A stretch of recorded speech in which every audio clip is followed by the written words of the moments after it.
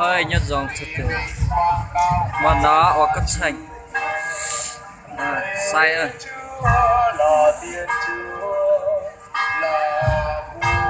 tôi cho nên một sai nhất là sạp bà đâu cấp thành mà nó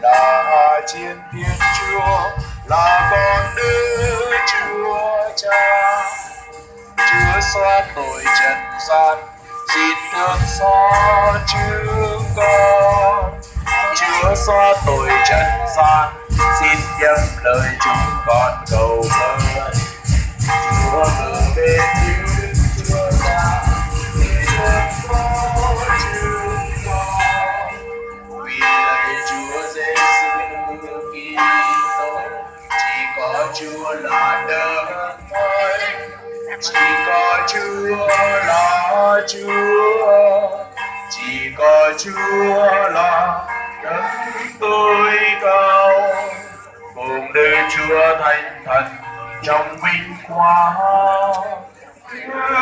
chúa cha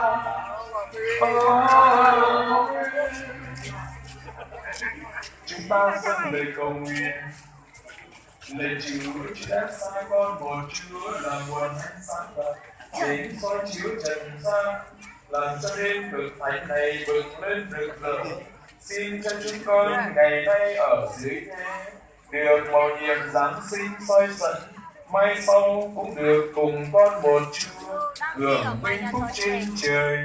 Người là Thiên Chúa hằng sống và hiển trị cùng Chúa hiệp nhất với Chúa Thánh Thần đến muôn thuở muôn đời. Amen. Bài trích thách tiên tri Isaiah. Dân tộc bước đi trong u tối đã nhìn thấy sự sáng chói chang.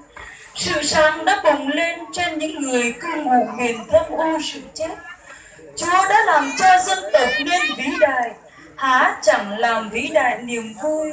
Họ sẽ vui mừng trước nhan Chúa như thiên hạ vui trong mùa gặt lúa. Như những người thắng trận hân hoan vì chiến lợi phẩm, khi đem của chiếm được về phân chia, vì cái ách nặng nề trên người nó, cái gông nằm trên vai nó, cái vương trượng quyền của kẻ áp bức. Chúa sẽ nghiền nát ra như trong ngày chiến thắng Ma-ra. Bởi lẽ mọi chiếc giày đi lột cột của kẻ chiến thắng, mọi chiếc áo nhuộm đẫm máu đào sẽ bị đốt đi và trở nên mồi nuôi lửa. Bởi lẽ một hài nhi đã sinh ra cho chúng tôi, và một người con đã được ban tặng chúng tôi. Người đã gánh nhận vương quyền trên vai, và thiên hạ sẽ gọi người là Cố Vấn Kỳ Diệu, Thiên Chúa Huy Hoàng, Người Cha Muôn Thuở, ông Vua Thái Bình.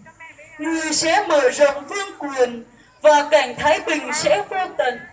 Người sẽ ngự trên ngai vàng của David, và trong vương quốc người đều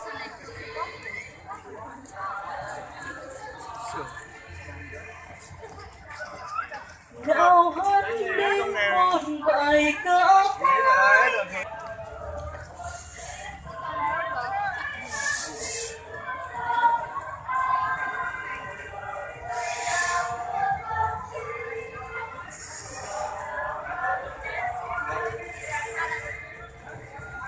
Hãy dấu chuyên ơi